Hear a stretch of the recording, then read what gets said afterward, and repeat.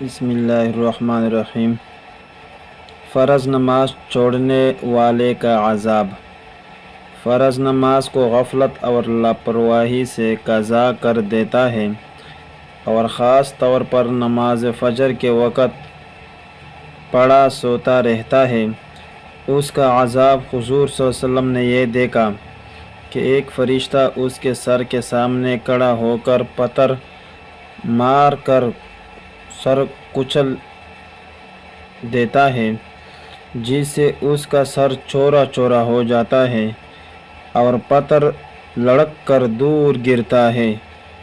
وہاں سے وہ فرشتہ جب تک دوبارہ پتھر لاتا ہے تب تک اس کا سر جڑ جاتا ہے، پھر مار کر کچل دیتا ہے۔